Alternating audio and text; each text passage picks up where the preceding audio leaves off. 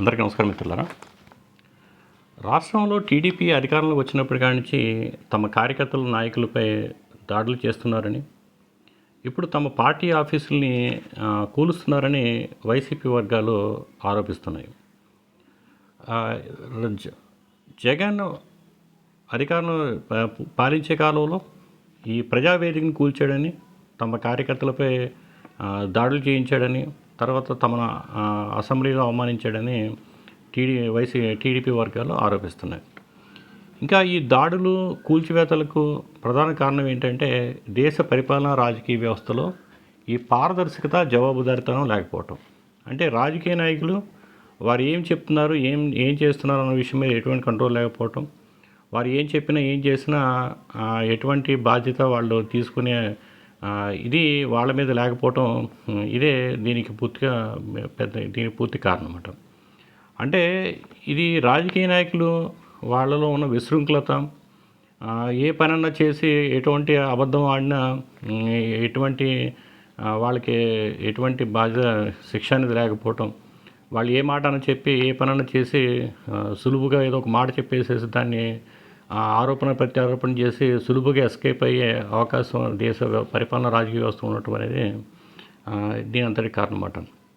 ఇంకా దీనివల్ల జరిగే నష్టం ఏంటంటే దేశానికైనా ప్రజలకు కానీ ఏదైతే సమయం ఉంటుందో పరిపాలన సమయం వృధా అవటం, తర్వాత వనరులు అనేవి వృధా అవటం, తర్వాత ఏంటంటే మనం తీసుకునే నిర్ణయాలు కానీ లేదనుకుంటే చేసే పనులు కానీ తప్పుదోవలోకి వెళ్ళి మనం అనుకున్న లక్ష్యాలు చేరుకోకుండా మనం ఏంటంటే అసంపూర్తిగా మిగిలిపోవటం, తద్వారా ఈ ఏదైతే సామాజిక రాజకీయ వ్యవస్థలో తర్వాత ఆర్థిక వ్యవస్థలో నష్టం కలగడం అనేది దీనివల్ల జరిగే ఏదైతే దుష్పరిణామం అన్నమాట. దేశంలో చూసుకున్నట్టయితే పరిపాలన మనం ప్రజాస్వామ్యం ఏర్పరిచిన కాడి కూడా దేశంలో మనకి ఇటువంటి నష్టమే చేకూరి మనం అలా రోజు రోజుకి వెనుకబడి పడిపోతున్నాం.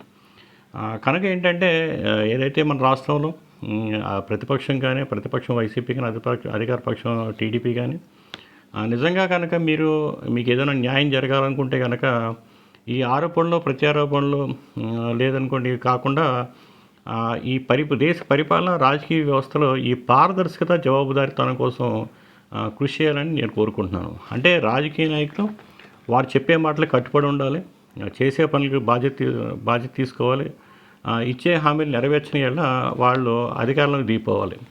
అదేవిధంగా పరిపాలనా కాలం కూడా ఇప్పుడు వలె 5 సంవత్సరాలు కాకుండా 2 సంవత్సరాలే ఉండాలి. అప్పుడేంటంటే రాజకీయ నాయకులు రాజకీయ వ్యవస్థలోకి ఎవరైతే సమర్థులు, నిజంగా వాళ్ళకి పరిపాలన రాజకీయ విషయాల మీద శ్రద్ధ కానీ లేదనుకుంటే పూర్తి అవగాహన కానీ ఉంటుందో వాళ్ళు మాత్రమే ఈ రాజకీయాల్లోకి రాగలుగుతారు, వాళ్ళు మాత్రమే మనుగడ సాధించగలుగుతారు. మిగతా వాళ్ళందరూ కూడా వాళ్ళు ఎలిమినేట్ అవుతారు. అదేవిధంగా ఏంటంటే రాజకీయాల్లో ఏ తప్పులు చేసినా సరే, కావాలని ఏ తప్పులు చేసినా వాళ్ళందరికీ కూడా ఏంటంటే పూర్తిగా వాళ్ళ మీద వాళ్ళు చేసే పనులకి ఏంటంటే ఒక స్క్రూటినీ అనేది జరిగి వాళ్ళు రాజకీయ వ్యవస్థ నుంచి ఎలిమినేట్ అయ్యే విధంగా వ్యవస్థ అనేది రూపకల్పన జరిపి ఆ విధంగా అలాంటి వాడిని పంపించే అవకాశం అనేది ఏర్పడుతుంది.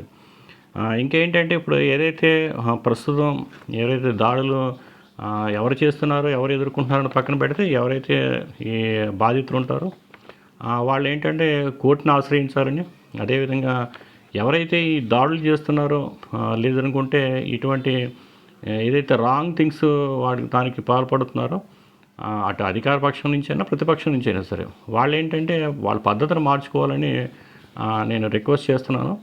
ఎందుకంటే కాలం మారింది. ఇప్పుడు చూసుకున్నట్టయితే ఈ రాష్ట్రంలో కానీ, దేశం కానీ, ప్రపంచంలో కానీ ఆర్థిక వ్యవస్థ అనేది పూర్తిగా కుంటుపడింది. మొత్తం ఏంటంటే మొత్తం రాష్ట్రం కానీ, దేశం కానీ, ప్రపంచం కానీ అప్పులమయం అయిపోయినాయి. ఏంటంటే ఇటువంటి పరిస్థితుల్లో ఏ ప్రభుత్వాలు కూడా మనటం అనేది సాధ్యం కాని విషయం. ఇప్పుడు కిందటిసారి వైసీపీ ప్రభుత్వం పడిపోయిందన్న దానికి కారణం ఏంటంటే పూర్తిగా ఈ రాష్ట్రం యొక్క ఆర్థిక వ్యవస్థ అంటే ఈ ఖర్చులు పెరిగిపోవటం, అప్పులు పెరిగిపోవటం, తర్వాత ధరలు పెరగటం, తర్వాత ఏంటంటే ఈ పెనుభారం నిరుద్యోగం అని, తర్వాత ఆదాయం తగ్గిపోవటం, ఇలాంటి ఎన్నో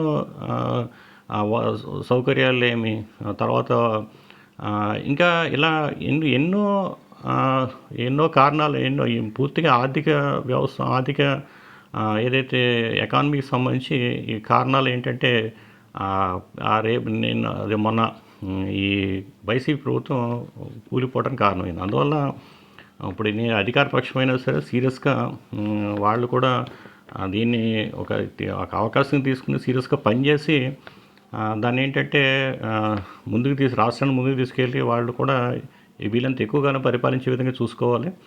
ముఖ్యంగా ఏంటంటే ఈ పరిపాలన రాజకీయ వ్యవస్థ నుంచి ఏంటంటే ఈ అబద్ధాలు, అసత్యాలని లేకుండా చూసుకుని ఈ పూర్తిగా ఏంటంటే పారదర్శకంగా జవాబుదారితనంగా ఉండే విధంగా ఉండాలి.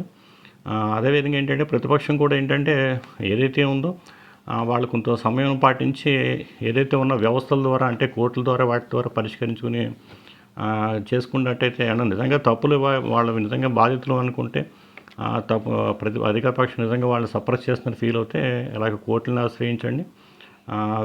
అదే సమయంలో మీకు ఏదైతే ఉందో ఇప్పుడు ఎమ్మెల్యేలు కానీ, ఎంపీలు కానీ ఉన్నారు, మీకు కూడా చాలా సఫిషియెంట్గా ఉన్నారు. సో దీన్ని అశ్రద్ధ చేయకుండా వ్యవస్థలో జరుగుతున్న ఏదైతే లోపాలు ఉన్నాయో, వ్యవస్థలో ఉన్న లోపాలని అశ్రద్ధ చేయకుండా ఈ ట్రాన్స్పరెన్సీ, అకౌంటబిలిటీ సాధించే విధంగా ప్రయత్నం చేయాలని. ఇప్పుడు చూసుకున్నట్టయితే ఇప్పుడు వ్యవస్థ అనేది పూర్తిగా మారిపోయింది కూడా దేశం అనేది. మనం ఏంటంటే ఇప్పుడు అధికార పక్షంలో అవకాశం వస్తే మీరు ప్రతిపక్షం నుంచి అధికార పక్షంలో రావచ్చు, లేదా అధికార పక్షం నుంచి ప్రతిపక్షంలో రావచ్చు. ఎవరు వచ్చినా రాకపోయినా, ఎవరు ఏ స్థాయిలో ఉన్నా సరే మంచి చేసుకుంటే కనుక 4 కాలాలు అనేవి అందరూ కూడా మనగలుగుతారు. లేదనుకుంటే ఈ కొత్త వాళ్ళు వచ్చి వ్యవస్థలో ఏంటంటే మీలాంటి వాళ్ళందరూ కూడా పూర్తిగా వాషౌట్ అయిపోయే అవకాశం ఏర్పడుతుంది. కనుక ఆ విషయంగా మీరు అందరూ కూడా జాగ్రత్త తీసుకుంటారని. అదేవిధంగా ఏంటంటే మా వరకు మేము ఎప్పుడు మీకు సహాయం కావాలని అందివ్వగలుగుతాము. తప్పనిసరిగా రాష్ట్రాన్ని ఒక జవాబుదారీ ప్రభుత్వంగా, జవాబుదారీ వ్యవస్థగా దీన్ని ముందుకు నడిపించాలని కోరుకుంటూ, అవకాశం వరకు ఈ దాడులు వీటిని ఏదైతే పూర్తిగా అరికట్టి ఇటువంటి లేకుండా ఒక సామరస్యమైన వాతావరణంలో రాష్ట్రాన్ని నడిపించాలని కోరుకుంటూ రేపు మరొక అంశంతో కలుసుకుందాం. థ్యాంక్ యూ, ధన్యవాదాలు.